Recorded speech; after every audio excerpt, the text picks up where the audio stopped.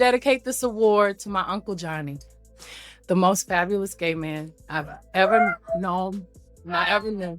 The truth about Beyoncé's gay uncle, Uncle Johnny, is starting to surface.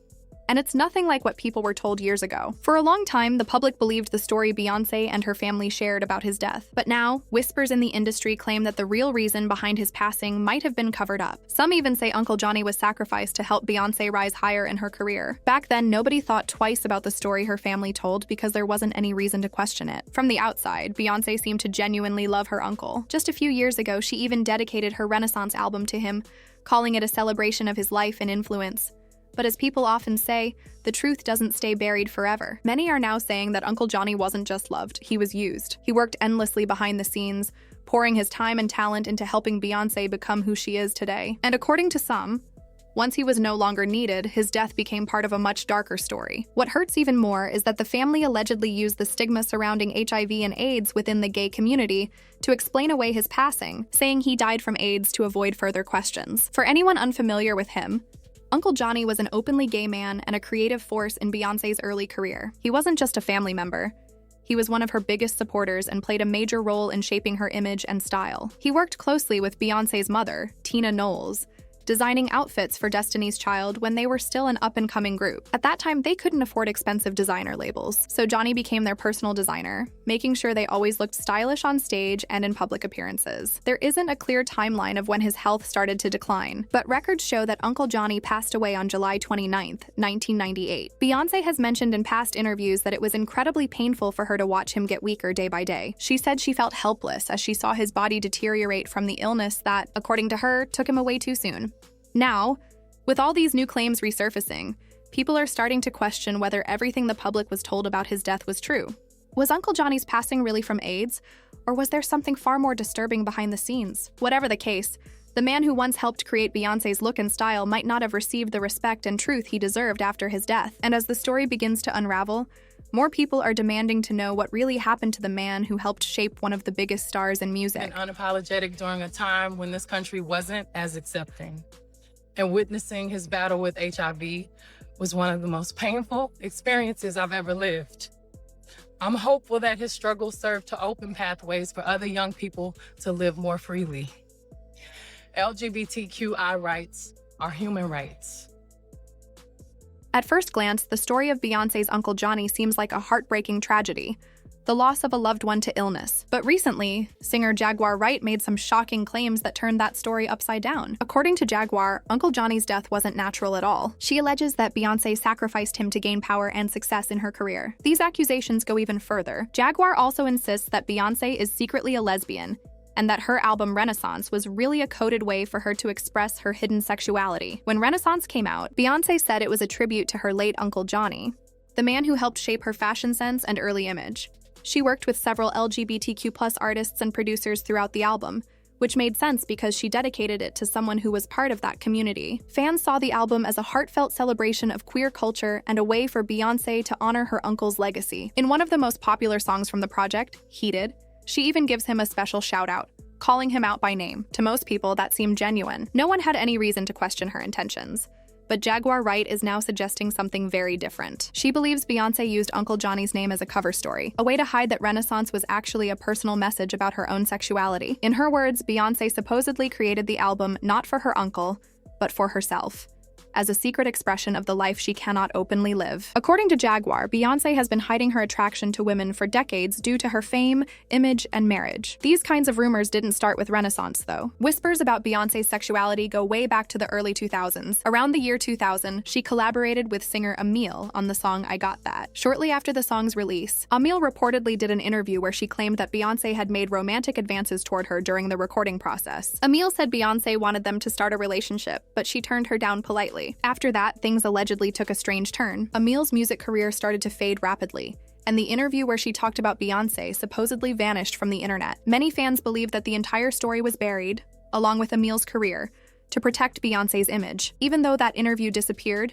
people didn't forget. The internet has a way of holding on to stories, especially when they involve big stars. The rumors quieted down for a while, but they resurfaced in 2010 after Beyoncé's collaboration with Lady Gaga on Telephone. Their chemistry in the music video got fans talking again. Viewers noticed how comfortable and flirty the two seemed together, and soon speculation about Beyoncé's sexuality was back in full swing. What really fueled the gossip, though, was a comment Lady Gaga made during an interview after Telephone came out. She said, "We had an amazing time working together on her video, and it just kind of works out because we both like women." That short statement exploded online. Fans couldn't tell if Gaga was joking or if she had accidentally outed Beyoncé. Either way, it added more fuel to the long-standing rumors. Digging deeper, some fans connected the dots to a night a few years before that. In 2008, Beyoncé was reportedly spotted at a private box in a burlesque club with 3 close girlfriends. The group had their own VIP section, surrounded by curtains and guarded by security, so no one could approach them. According to an eyewitness, Beyoncé was having the time of her life, cheering loudly and dancing as performers stripped and played out provocative acts. The source claimed Beyoncé stayed at the club until about 3:30 in the morning, seemingly enjoying every bit of the risque show. With stories like that and Jaguar Wright's recent accusations, people online have started revisiting Beyoncé's past and questioning what's true. Was Renaissance really just about honoring her uncle,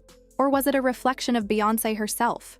A coded message wrapped in music and symbolism. While there's no solid proof behind Jaguar's claims, the gossip has spread fast, mixing truth, rumor, and speculation into something the internet can't stop talking about. Terry Lynn Carrington, who put together Beyonce's entire female band, which was Matthew Knowles' idea because he couldn't get Beyonce to stop people. Guess you didn't know your daughter well enough because she just started all the girls. Jaguar Wright didn't stop at claiming Beyoncé used Uncle Johnny's story to cover her supposed secret life. She went much further, accusing the singer of being involved in witchcraft and even belonging to what she called a Hollywood lesbian cult. These wild allegations tie back to something Beyoncé herself once said years ago when she introduced the world to her alter ego, Sasha Fierce. When Beyoncé first spoke about Sasha Fierce, she described her as a completely different personality that would take over when she performed. In one interview, she even admitted that she felt possessed whenever Sasha Fierce appeared. She explained that before her 2003 BET Awards performance, she lifted her hands and suddenly felt another energy enter her body. She described it as a powerful transformation, saying she knew that moment would mark her big breakthrough as a performer. To many, it sounded like creative expression, a way to explain the confidence and stage power she displayed. But to others, especially those who believe in occult activity in the entertainment industry, her words sounded like something darker. Fast forward to 2018, when a woman who had worked closely with Beyoncé for years made headlines with shocking accusations. Kimberly Thompson, Beyoncé's former drummer, claimed that the singer was using extreme witchcraft and dark magic during her tours. She said that while on the On the Run 2 tour, strange things began happening, things she couldn't explain. Thompson eventually quit, saying she believed Beyoncé was manipulating spiritual energy against her. After leaving the tour, Thompson claimed Beyoncé's team tried to keep her quiet, even sending people to intimidate her. Fearing for her safety, she went as far as filing a restraining order against Beyoncé, saying she felt genuinely afraid for her life. These allegations reignited old rumors about the darker side of fame and power surrounding Beyoncé's name. Beyoncé's ex-drummer of 7 years, she is seeking a restraining order against Beyoncé. She's accusing her of dark magic, witchcraft, tapping into her phone bill, and basically controlling her finances, harassing her. She's saying the Beyoncé camp is put up a huge campaign against her, and it's overall witchcraft. She sought a restraining order in the past. It got denied, and she has another one scheduled for October 11th, but the internet is just like, what? Excuse me? And, I was just at the Beyoncé concert last week in Houston. It was definitely a religious experience. Beyoncé is a witch. She's a very powerful witch. She's heavy into African spirituality. She is a daughter of, I believe, either a daughter of Oshun or Yemaya. I go back and forth. I feel like it's Oshun though, but if I got it wrong, I got it wrong. But nonetheless, she's a high-ranking witch. Okay, how many people have come out and said, "Hey, shit, my cat started dying. Beyonce did this to me. I saw Beyonce do that." Like this is nothing new. Okay, but you got to understand when it comes to Illuminati, to this industry, one person replaces the other. Madonna's old. Madonna is almost done. And Madonna is a very high ranking witch. She is a high priestess. That's just pretty much what it is. Well, of course, the main thing Madonna practices is Kabbalah, but then there's different versions of Kabbalah, just like there's different versions of African spirituality. But then I also believe that in addition to African spirituality, I do believe that Beyonce is into dark magic and black magic as well, her and Jay-Z. And we're just gonna leave it at that. Now let's be clear. No one is saying for certain that Beyoncé is bisexual or lesbian. These are still just claims and theories floating around online. But one thing that keeps this story alive is Jaguar Wright's reputation. She has a long history of making bold statements about the music industry, and surprisingly, many of her claims have turned out to have some truth behind them. Because of that, people tend to take her words seriously. She doesn't back down easily, and she stands by what she says, insisting that the truth will eventually surface, no matter how long it takes. Online, the reactions to her recent statements about Beyoncé have been intense. Some people think Jaguar is telling the truth, and that she's one of the few people brave enough to expose what really goes on in Hollywood. Others believe she's stirring up drama for attention. Still, the comment sections under these videos are filled with people who agree that Beyoncé and her husband, Jay-Z, live complicated lives because of all the secrets they allegedly keep. One fan wrote, "They make their lives more difficult than they need to be. Stop hiding who you really are and just live your truth. Life would be so much easier if you stopped pretending." That comment alone captured what many fans have been thinking for years, that maybe Beyoncé's carefully controlled image hides who she truly is. Another viewer added, "Jaguar been telling us what's up. We already knew some of this years ago. Stop doubting her. She's always kept it real." People like that truly believe Jaguar isn't lying, that she's giving the public a peek into the darker, more secretive side of celebrity life. Still, the situation has everyone asking the same uncomfortable questions. If Jaguar's claims are true, did Beyoncé really use her uncle's memory as a shield to protect her private life? Was Renaissance genuinely a tribute to Uncle Johnny, or was it her way of expressing feelings she couldn't openly share? And even more disturbing, did Uncle Johnny actually die from AIDS, as the family said? Or was something more sinister involved? The internet loves a mystery, and this one has people split right down the middle.